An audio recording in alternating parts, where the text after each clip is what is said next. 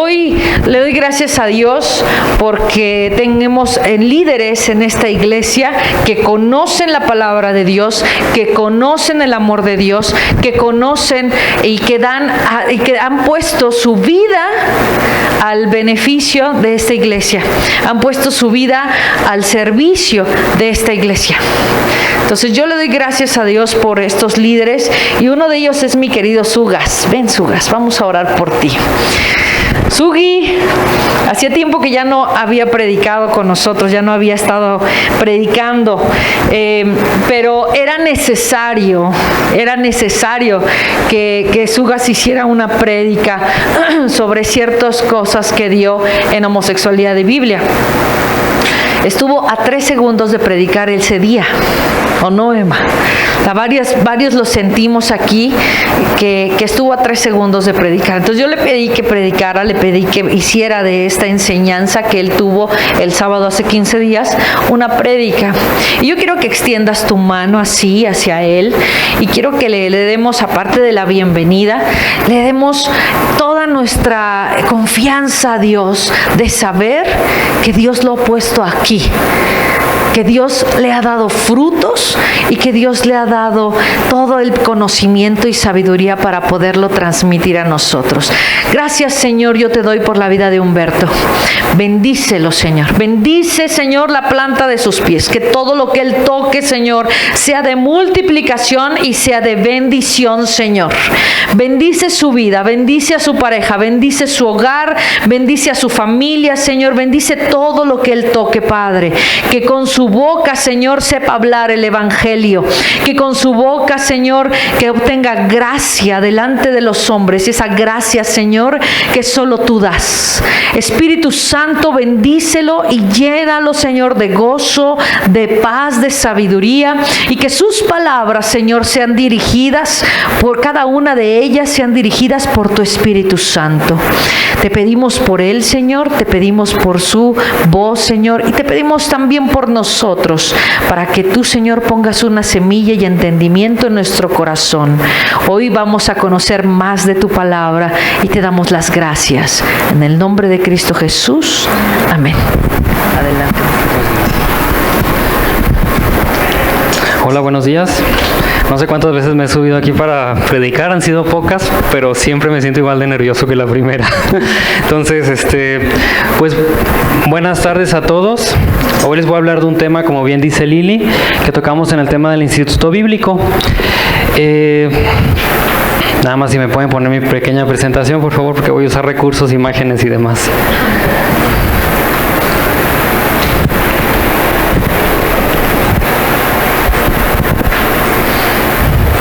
Bueno, voy a comenzar comentándoles.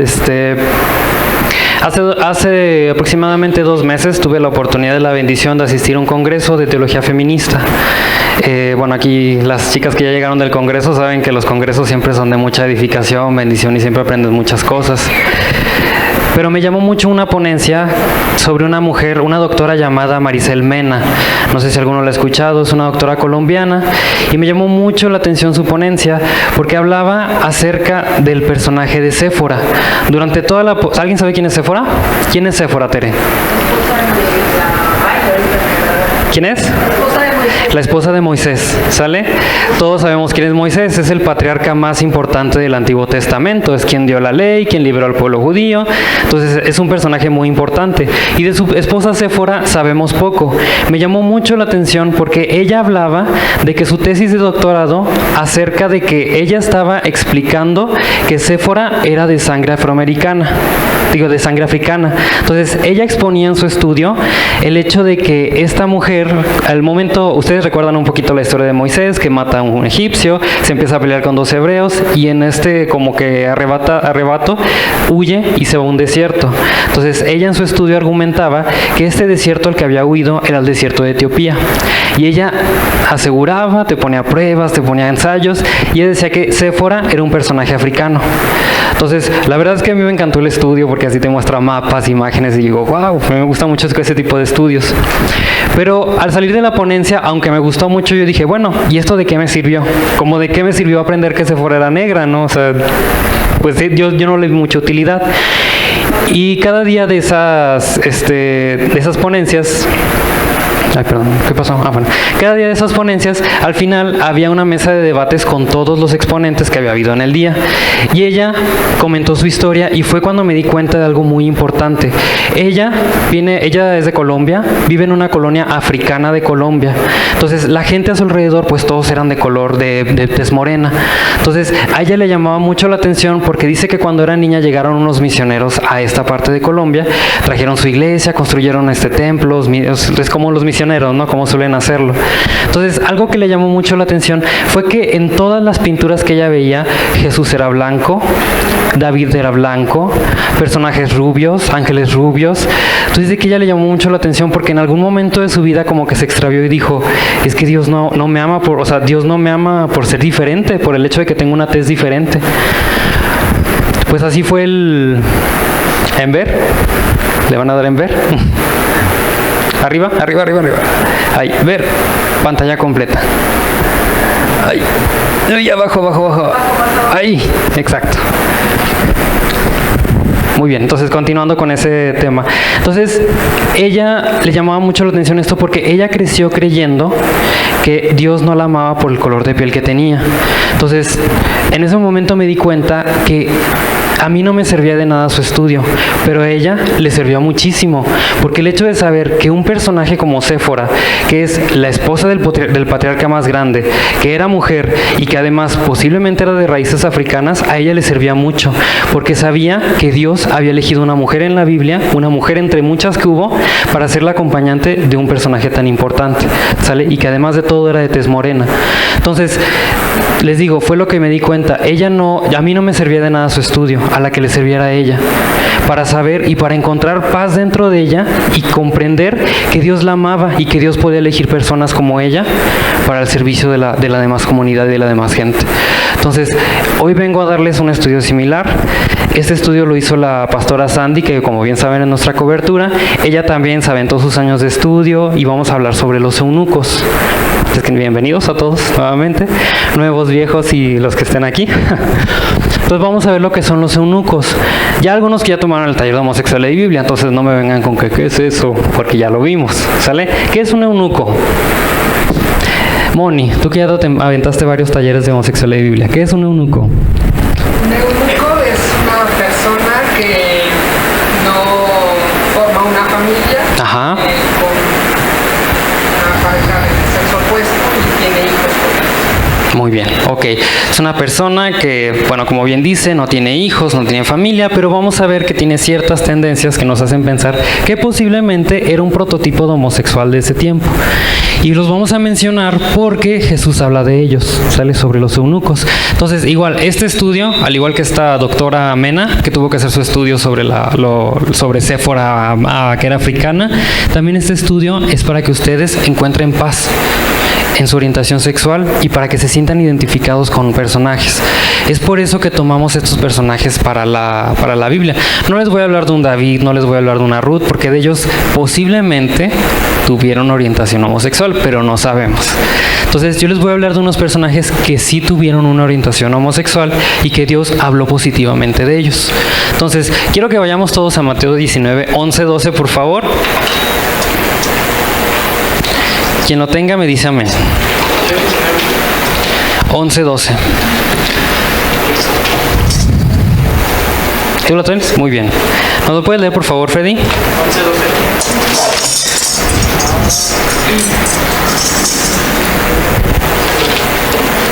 No todos pueden comprender este asunto, respondió Jesús, sino solo aquellos a quienes se les ha concedido entenderlo. Pues algunos son eunucos porque nacieron así, a otros los hicieron así los hombres, y otros se han hecho así por causa del reino de los cielos. El que pueda aceptar esto, que lo acepte. Muy bien, y ese es el nombre de esta prédica. El que pueda aceptar esto, que lo acepte, ¿sale? Porque no es para todos, precisamente para nosotros que somos eunucos de nueva generación. Nuevamente, ¿qué estaba pasando aquí? Recordemos que Jesús siempre como que le querían confrontar con diferentes preguntas para ver cuándo caía, para ver cuándo se equivocaba. En este momento le estaban preguntando acerca del matrimonio y acerca del divorcio. Entonces él sacó el tema del matrimonio y también mencionó a los eunucos, lo cual es extraño porque nadie, como que fue una respuesta a una pregunta que nadie hizo. Él Él simplemente sacó el tema de los eunucos. Y fue extraño porque nos menciona que hay 3 tipos de eunucos y es necesario conocerlos porque es necesario escrutinar la palabra y saber qué es lo que Dios quiere decirnos. Si Jesús los estaba mencionando, pues la verdad es que es un honor, porque en ese momento los eunucos eran mal vistos. ¿Se acuerdan cuál fue la primera orden que le dio a Adán y Eva? Dios. Exacto, multiplicaos y qué más, y fructificad. Es la primera orden que le da Dios a Adán y Eva. Entonces, para los judíos el multiplicarse y el fructificar era prioridad. Si no tenías hijos, eras mal visto. Si eras estéril, eras como lo peor que había. Ahora, imagínense los eunucos que no tenían descendencia y que además no preferían la compañía femenina. Entonces, eran como un pueblo muy mal visto, así como nosotros, ¿no? Que ahorita somos como mal vistos, o sea, como no en todas partes pues somos bien vistos por nuestro gusto. Entonces vamos a ver estos eunucos, vamos a ver estas 3 diferencias de eunucos. Entonces, según un contexto de Mateo 19, 11, 12, nos dice que es un hombre que no tiene acercamiento sexual con una mujer ni para formar familia con ella. ¿Sale? Vamos a manejar este concepto. Si nosotros vamos a la exhaustiva concordancia bíblica de Strong, que bueno, para los que estudian un poquito la Biblia es una especie de diccionario para palabras que a veces no entendemos de la Biblia, ¿sale? Entonces, pues un diccionario, como dice, exhaustivo, de como de 5,000 páginas, pero la verdad es que es muy completo. Nos hace una descripción sobre los eunucos. Dice, persona castrada, empleada para las cámaras reales de Oriente. Por extensión, un hombre impotente o sin casarse. Por implicación, un oficial de Estado. Ok, bueno, nos dice persona castrada, pero también dice impotente o sin casarse. Y tiene una posición alta porque es un oficial de Estado, ¿sale? Entonces es una persona de alto rango. Entonces, vamos a ver que el eunuco, a pesar de que era mal visto, tenía posiciones muy buenas. En donde lo ponían brillaba y hacía bien su trabajo. Quiero que nos quedemos con esto. ¿Qué otra palabra? Bueno, nosotros sabemos que Jesús hablaba arameo, entonces la palabra en arameo para eunuco es saris, y cuando nosotros buscamos la palabra saris en este mismo diccionario, nos aparece así: castrar, un eunuco, un sirviente, especialmente para cámaras femeninas, un ministro de Estado. Nuevamente, castrado, nos vuelve a aparecer la palabra eunuco, y un ministro de Estado, o sea que tanto saris como eunuco, ambos tenían posiciones muy altas en donde estaban, ¿sale? ¿Hasta aquí vamos bien? Entonces, bueno, cuando nosotros revisamos estos diccionarios, eso es un eunuco. Ahora, ¿qué nos dice el Talmud babilónico? El Talmud babilónico es un documento que acompaña a los judíos para leer la Biblia. Vamos a decir que son como los comentarios del director en una película, ¿sale? Cuando tú pones una película y activas la sección de comentarios del director, te va explicando escena por escena de la voz del director. Algo así es el Talmud. Es como una explicación de las diferentes historias de la Biblia y puedes saber un poquito más de los personajes. Entonces, lo que es curioso del Talmud, no me voy a meter en la parte de que si es canónico, pero menciona y describe lo que es un eunuco. Nuestros rabinos nos enseñaron qué es un saris, eunuco.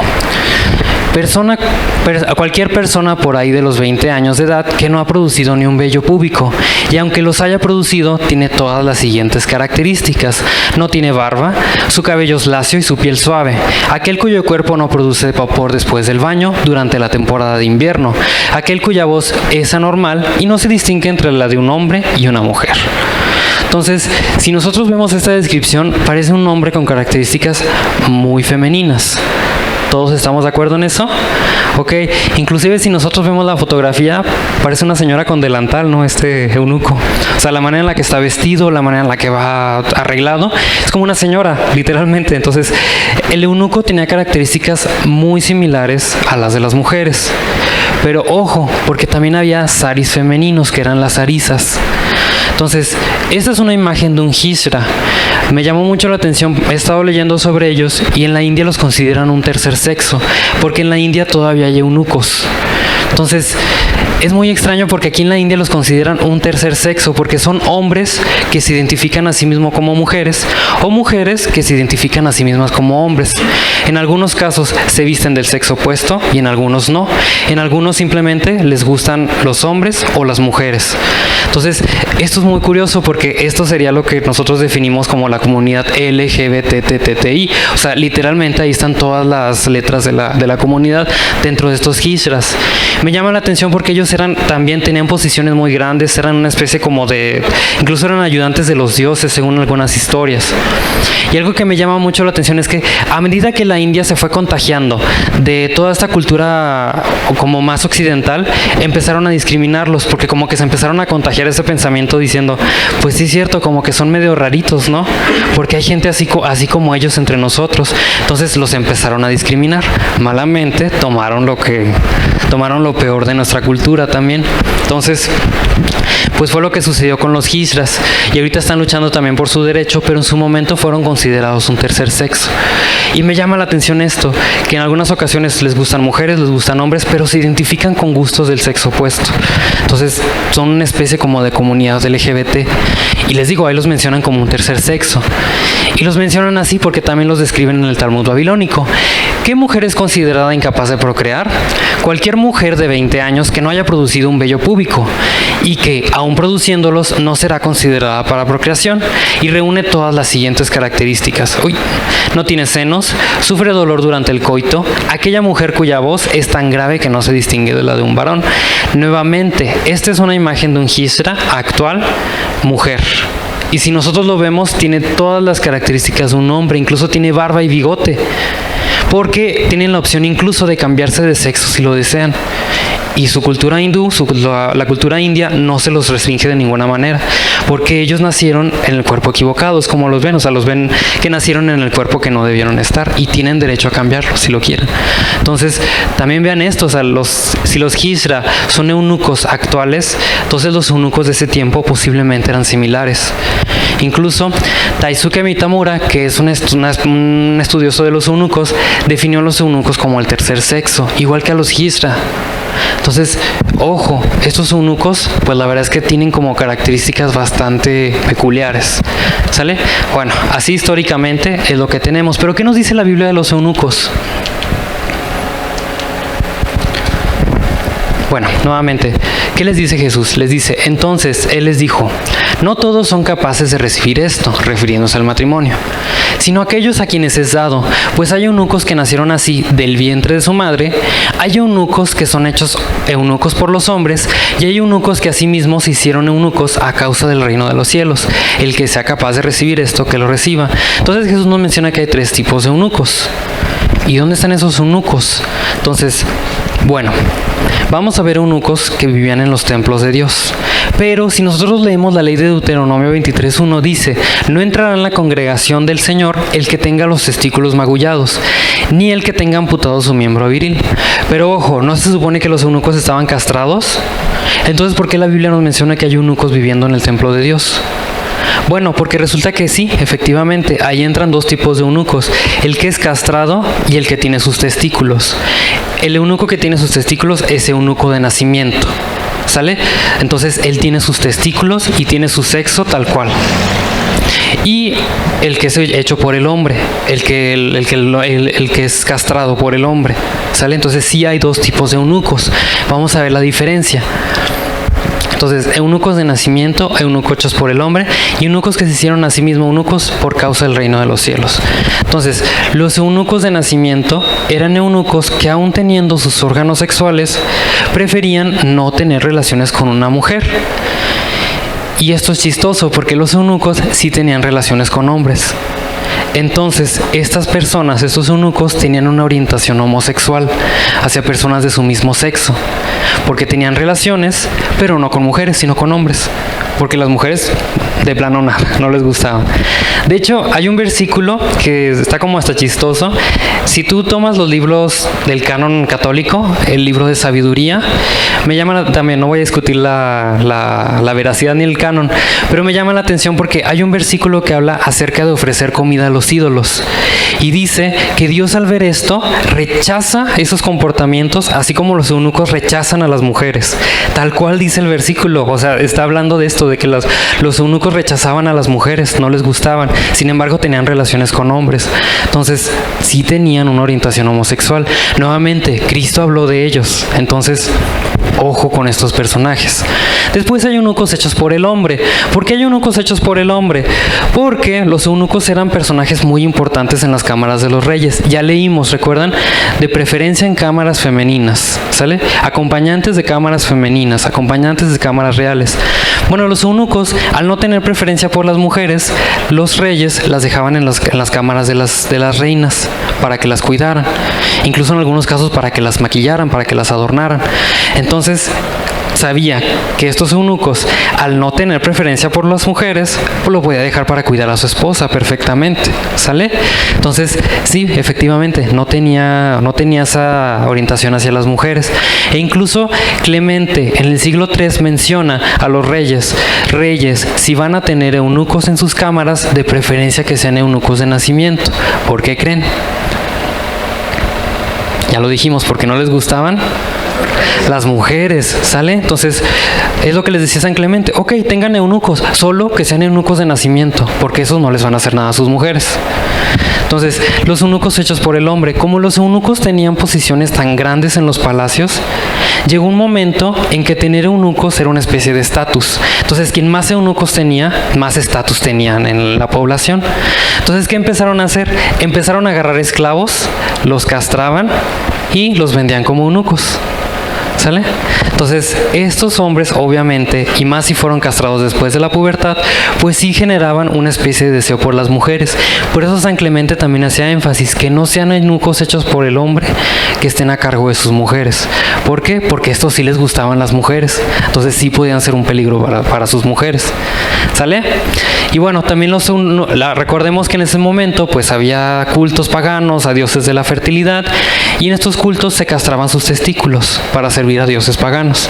Entonces se castraban a sí mismos y luego, aprovechando que ya estaban castrados, pues los capturaban y los vendían como eunucos. Entonces sí hay dos tipos de eunucos: el eunuco que nace así y el eunuco que es castrado por los hombres. ¿Sale? ¿Hasta aquí todo bien? Bueno, pero nos habla de una tercera categoría: eunucos que se hicieron a sí mismos eunucos por causa del reino de los cielos. Y esto es lo importante de que vamos a ver hoy, de ese tercer tipo de eunuco. Entonces, tomé 5 eunucos de la Biblia. Les voy a contar 5 historias. Para los que les gustan las historias, hoy va a ser su prédica.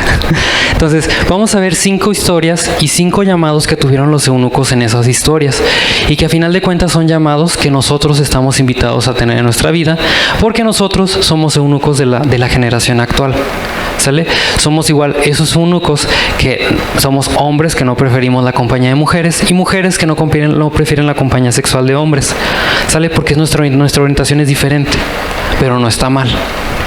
Muy bien, entonces estamos llamados a 5 cosas dependiendo de esos 5 eunucos: a tener influencia, a tener intimidad con el rey, compromiso, templo y comercio. Primera historia, la historia de Jeremías. ¿Saben quién es Jeremías?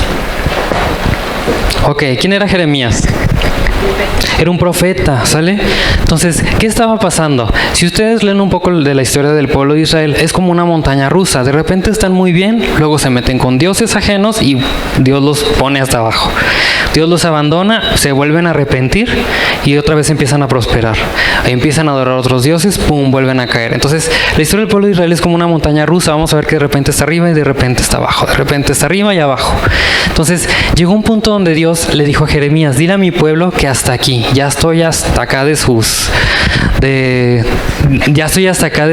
idolatría. Entonces, los voy a dejar. Le dijo a través de Jeremías, le dijo: dile al rey que si no se arrepienten en este momento, los voy a abandonar, y hasta 70 años los voy a dejar cautivos, que es cuando empieza lo de la cautividad de Jerusalén. Entonces, ¿qué es lo que pasaba? Pues Jeremías empezó a ir con el rey, le empezó a decir: oye, pues ¿qué crees? Dios me dice que nos va a castigar, que nos va a dejar en cautiverio. ¿Y qué es lo que sucede? El rey primero sí le cree, pero su hijo, al escuchar todo esto, empieza, pues imagínense Jeremías, ¿no? Me lo imagino muy dramático. Entonces la gente como que le empezó a bajar el ánimo y dijeron, chin, Dios nos va a castigar, ¿qué estamos haciendo? Entonces su hijo, que era una especie de capitán de la guardia, vio esto y dijo, oye, dile a Jeremías que deje de decirle esto al pueblo porque está desmotivando a todos y va a hacer que perdamos la guerra. ¿Qué es lo que pasa? Que el rey le dice, ok, hazte cargo de él. Y lo ponen en una cisterna para que se ahogue con el lodo. ¿Qué es lo que pasa? Que cuando está en la cisterna sucede esto. El etíope Ebed-Melech, que era funcionario de la casa real, que de hecho aquí la palabra es eunuco, se enteró que habían echado a Jeremías en la cisterna. En cierta ocasión, cuando el rey estaba participando por una sesión frente al portón de Benjamín. Ebed-Melech salió del palacio real y dijo, mi rey y señor, estos hombres han actuado con saña, han arrojado a Jeremías en la cisterna y ahí se morirá de hambre porque no hay pan en la ciudad. ¿Sale? Entonces, ¿qué fue lo que hace? ¿Qué es lo que hace? Que el rey dice, ok, saquen a Jeremías de la cisterna, encárgate tú de eso. Y le da 30 personas para que saquen a Jeremías de la cisterna. O sea, no le da cualquier número, le da 30 personas para que saquen a un solo profeta de esta cisterna. Se nos dice que agarraron ropas viejas y lo arrastraron hasta la orilla, lo empezaron a jalar hasta la orilla. Entonces, ¿qué quiero que vean esto? Imagínense la influencia que debió tener este eunuco para tener más, o sea, para que su opinión tuviera más peso que la del hijo del rey. Es una persona muy influyente, ¿sale? Entonces, tenían mucha influencia los eunucos en ese momento. Entonces, número 1, somos llamados a tener influencia en donde estemos, ¿sale? Si se fijan, nosotros como gays y lesbianas, al no tener hijos, podemos dedicarnos muy bien a nuestro trabajo. Entonces, generalmente sobresalimos en nuestras áreas de trabajo y nos ganamos muy fácil la confianza de nuestros jefes. No sé si estoy hablando solo por mí o si les pasa también a ustedes. ¿Sale? Sí, es muy común escuchar esto. De hecho, ya en algunos de recursos humanos ya hay ciertos puestos que piden que sean gays o lesbianas. Precisamente por esto, porque se les pueden conferir ciertas cosas que a lo mejor un heterosexual, por tener familia y encargarse de otras cosas, a lo mejor no le puede dedicar tanto tiempo. Entonces sí, somos llamados a tener influencia. Número 2, intimidad. La historia de Esther, que es como una historia de Cenicienta, ¿no? Se nos dice que el rey Asuero estaba haciendo una comida para sus generales. ¿Y qué es lo que sucede? Que en un momento empezaron a hablar de mujeres. Y el rey Asuero empezó a hablar de su esposa Vasti. Pues muy bien, ¿no? Empezó a decir, no, pero mi mujer, la mejor. Es más, tráiganmela. Y te dicen que mandó a 7 eunucos a traer a la reina. Cuando fueron con Vasti, ¿qué es lo que pasa? Que Vasti dijo, no, ahorita estoy indispuesta. Y llegaron los 7 eunucos de vuelta y le dijeron, pues ¿sabe qué? Que siempre no. Entonces imagínense cómo quedó el rey con su gente cuando dijo esto Vasti. ¿Qué es lo que hace? Que corre a Vasti del reino y dice, no, pues ni modo, tú ya no vas a ser mi esposa por lo que me hiciste, por esta falta de respeto. Entonces de todo su reino manda a traer a la mujer más bella de cada uno de sus poblados. Así como en Cenicienta, ¿no? Hace como un baile, hace como una reunión y elige a la más bella de cada lugar de los que están bajo su reino. ¿Qué es lo que sucede? Que se lo da de cuidado a Hegai. Y esto es lo que nos dice de Hegai, su eunuco. Cuando se proclamaron el edicto y el orden del rey, muchas jóvenes fueron reunidas a la ciudadela de Susa y puestas al cuidado de Hegai. Ese era el eunuco. Esther también fue llevada al palacio del rey y confiada a Hegai, quien estaba a cargo del harén. Cuando a Esther, la joven que Mardoqueo había adoptado y que era hija de su tío Abijail, le llegó el turno de presentarse ante el rey. Ella no pidió nada de fuera de lo sugerido por Hegai, el eunuco encargado del harén del rey. Para entonces ella se había ganado la simpatía de todo el que la veía. Ok, ya tenemos aquí la historia del rey. ¿Quién era el encargado del harén? Hegai el eunuco, nuevamente encargado de las cámaras femeninas, ¿sale? Este Hegai estaba encargado de arreglar y de instruir a estas jovencitas para que fueran una apta candidata para el rey. Que al final Esther fue la que le gustó y la que dijo, ok, sobre ella voy a poner mi confianza, y fue la que más le invirtió. Pero fíjense la confianza que debió tener este rey para dejarle a cargo su harén, para que las arreglara. Y no nada más eso, yo no creo que Hegai solo le haya dicho ponte un vestido azul porque al rey le gusta el azul y al rey le gusta que le hagan sus tacos así. No, yo creo que incluso las instruyó hasta en el aspecto sexual.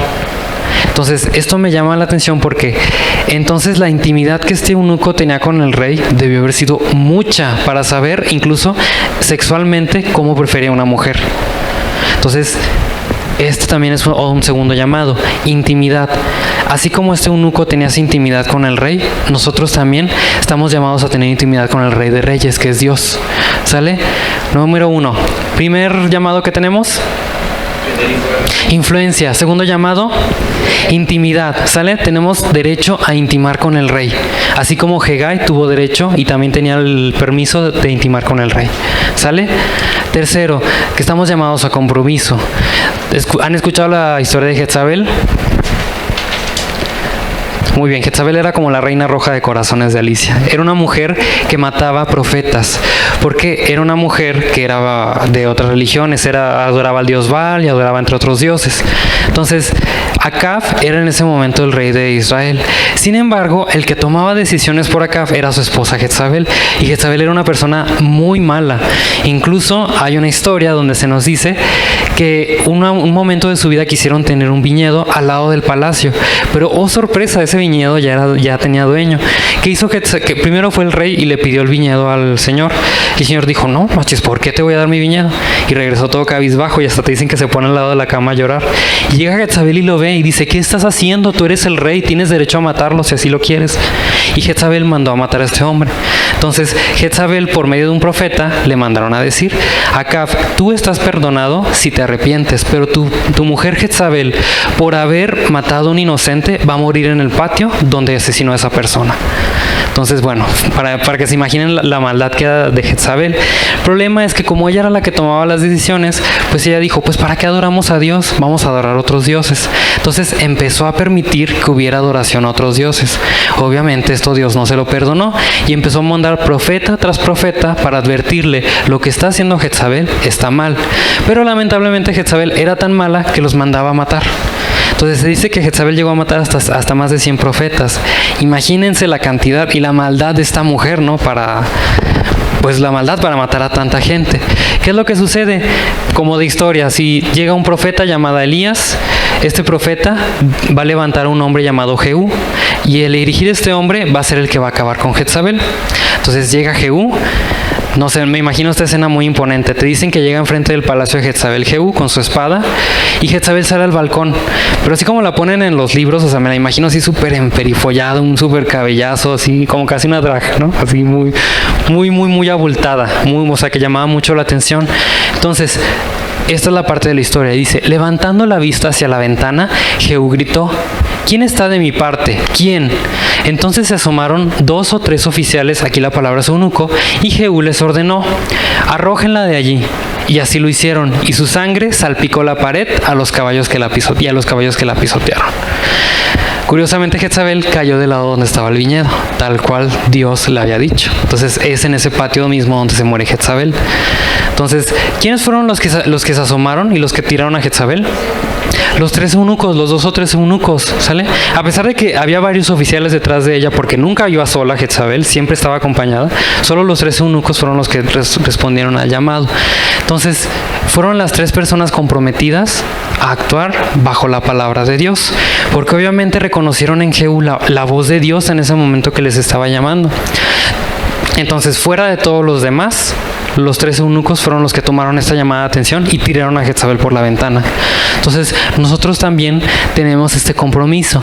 Incluso la pastora Sandy se atreve un poquito a decir que nosotros tenemos como una especie de sexto sentido para la guerra espiritual, porque Jezabel no solo es un personaje malvado en la Biblia, sino también un espíritu muy malvado en la Biblia, se nos menciona en Apocalipsis.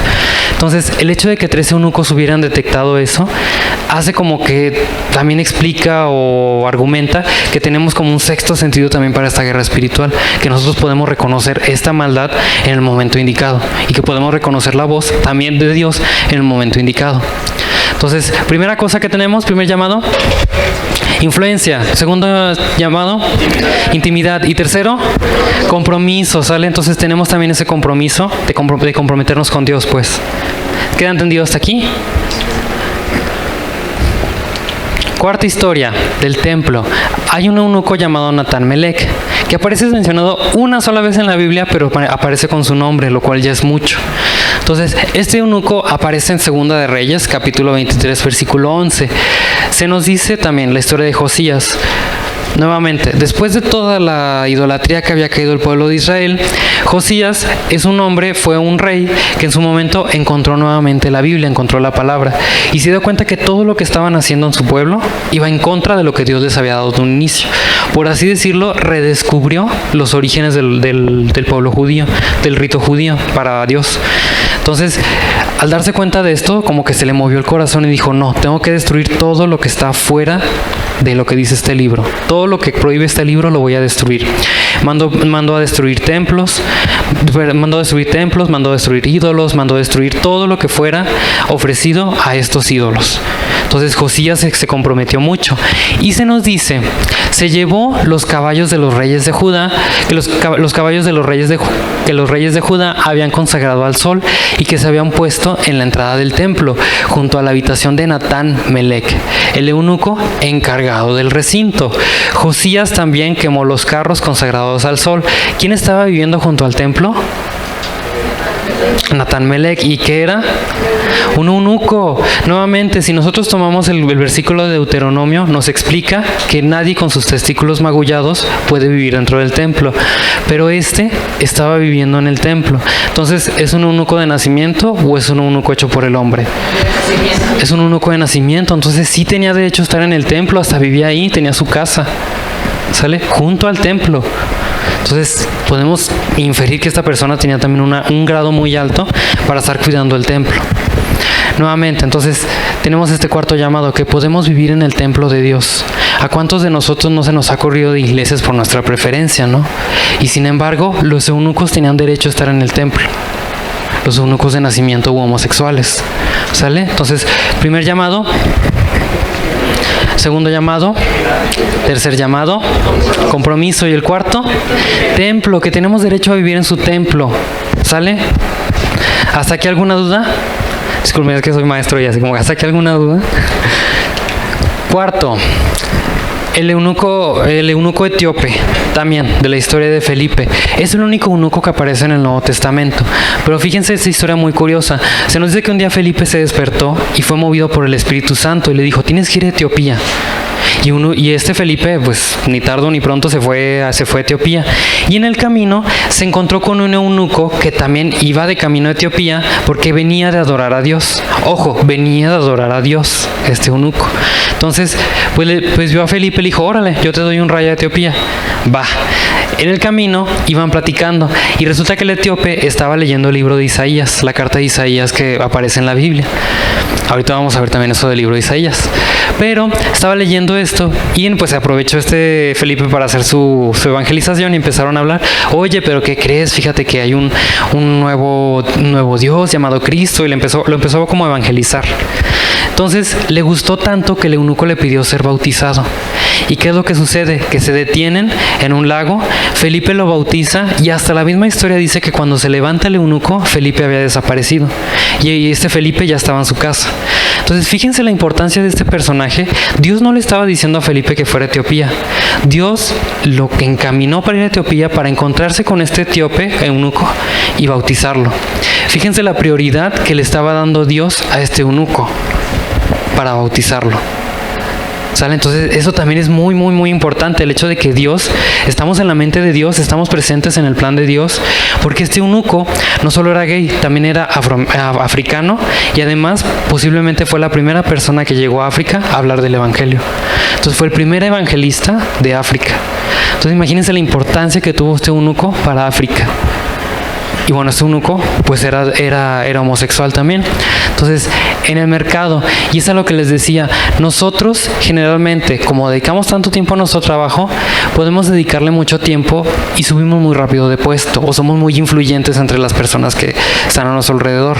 Entonces, si ustedes se fijan, tenemos gays en política y buenos. Tenemos gays en política, tenemos gays en los medios de comunicación, tenemos gente de la comunidad laborando en muchas partes muy influyentes e importantes. Entonces, un quinto llamado es que somos llamados a prosperar en donde estemos de trabajo, en nuestro mercado. ¿Sale? que si Dios te quiere prosperar, no sé, en tu empresa, que seas jefe de una empresa, adelante, que si Dios te quiere prosperar. Y generalmente somos gente muy próspera nosotros, no sé si lo han visto, o también estoy hablando por mí. Amén, todos somos muy prósperos en nuestro trabajo, tenemos muy buenos puestos, gracias a Dios. Entonces, un quinto llamado que tenemos es que también somos llamados a prosperar en el mercado donde nos encontremos, ¿sale? En el área laboral donde estemos. Entonces, nuevamente, primer llamado, segundo llamado, tercer llamado, cuarto llamado, templo, que tenemos derecho a vivir en sus templos, eso quédenselo mucho. Y quinto, mercado, muy bien, ¿sale? Bueno, estos son los 5 llamados que Dios quiere para nuestra vida. Pero, ojo, ¿qué libro estaba leyendo el eunuco etíope cuando estaba yendo a Etiopía? Isaías. Curiosamente, bueno, yo quiero imaginar que estaba leyendo esto, porque había dicho, aquí menciona algo sobre los eunucos. Isaías 56, 4, 5 hace una promesa para los eunucos. Ojo, ¿cuál es la diferencia entre una profecía que es una promesa de Dios a una promesa del hombre? Es Dios, los hombres para nosotros. Exacto, que la promesa de Dios se va a cumplir. Me llama mucho la atención el hecho de que, ¿por qué Jesús mencionó a los eunucos si él sabía que en el futuro iban a dejar de existir? Posiblemente porque en el futuro iban a tener otro nombre, que íbamos a ser nosotros los homosexuales. Entonces, Isaías 56, 4, 5 nos dice esto: porque así dijo Jehová, a los eunucos que guarden mis días de reposo y escojan lo que yo quiero y abracen mi pacto, yo les daré lugar en mi casa, dentro de mis muros, nombre mejor que el de hijos e hijas, nombre perpetuo les daré, que nunca perecerá. Entonces es una promesa que Dios le está haciendo a los eunucos, pero no es cualquier promesa. ¿Qué dice? A los eunucos que guarden mis días de reposo. O sea, sí, tienes que ser una persona, como bien dice, ¿no? Que te tienes que presentar santo. Hay un salmo que dice, ¿quién será digno de estar en tu presencia? Dice, aquel cuyas manos estén limpias y cuyo corazón esté puro. Entonces, ojo con eso, ¿sale? Entonces, no solo es decir soy gay, no, es también, y aquí es donde entra el tercer tipo de eunuco, eunucos que se hicieron a sí mismos eunucos por causa del reino de los cielos. El eunuco que se castraba es un eunuco que dedicaba su castración a un dios pagano. Entonces, Dios aquí no nos está diciendo, ay, cάστrense, no, eso no está diciendo. Lo que está diciendo es que en un sentido metafórico, siendo gays, tenemos que castrar, o sea, tenemos que dedicar nuestro estilo de vida a Dios. ¿Sale? Y aquí es donde dice, eunucos que guarden mis días de reposo y escojan lo que yo quiero y abracen mi pacto.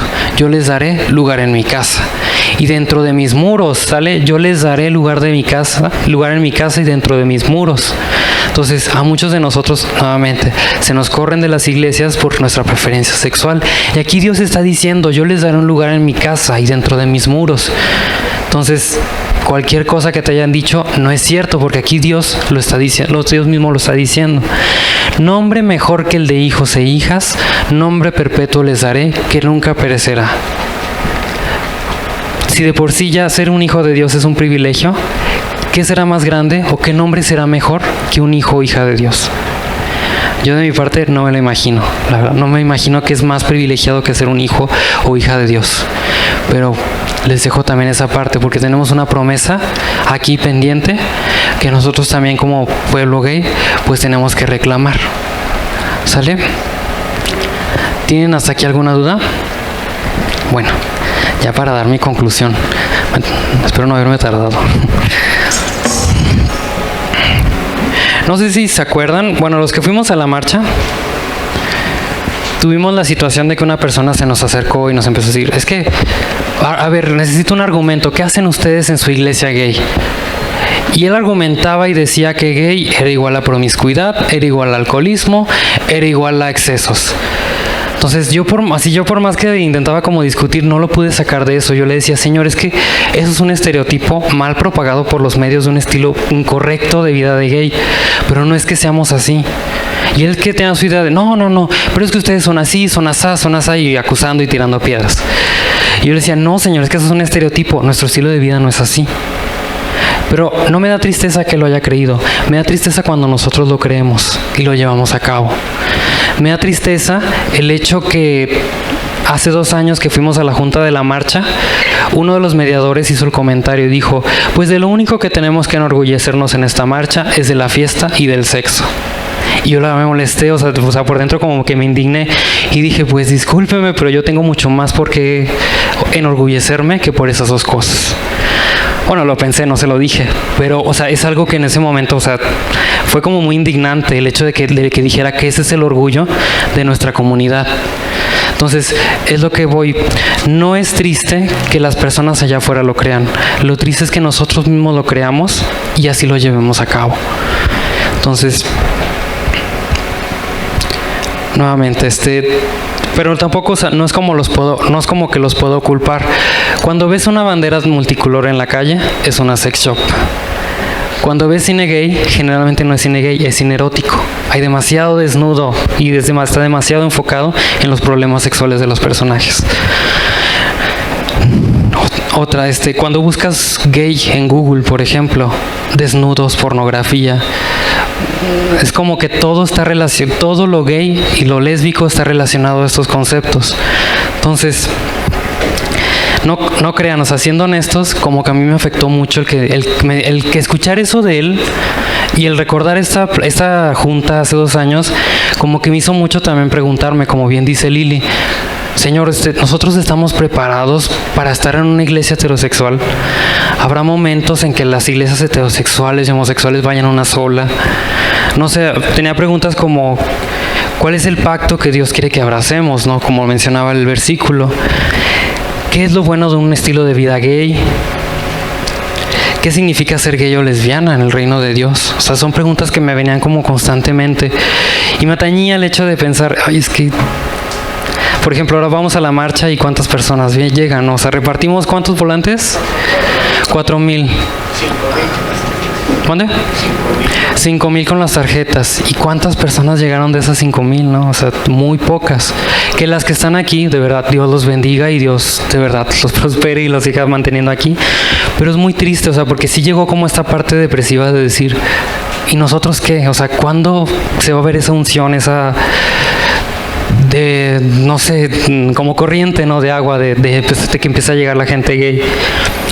Y Dios me respondió con este versículo que la verdad me gustó bastante.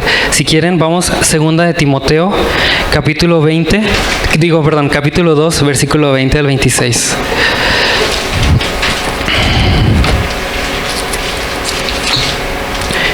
Me llamó mucho la atención por lo que dice el versículo. Otra vez, 2 de Timoteo, capítulo 2, versículo del 20 al 26. Aquí está, 20 al 26. Y me gusta mucho porque de hecho este capítulo empieza diciendo, recuérdales esto, exhortándoles delante del Señor, que no contiendan sobre palabras, lo cual para nada aprovecha, sino que es para perdición de los oyentes. Así empieza ese capítulo. Pero en lo que me quiero enfocar es a partir del versículo 20, que dice, pero en una casa grande no solamente hay utensilios de oro y de plata, sino también de madera y de barro. Y unos son para usos honrosos y otros para usos viles. Así que, si alguno se limpia de estas cosas, será instrumento para honra, santificado, útil al Señor y dispuesto para toda buena obra.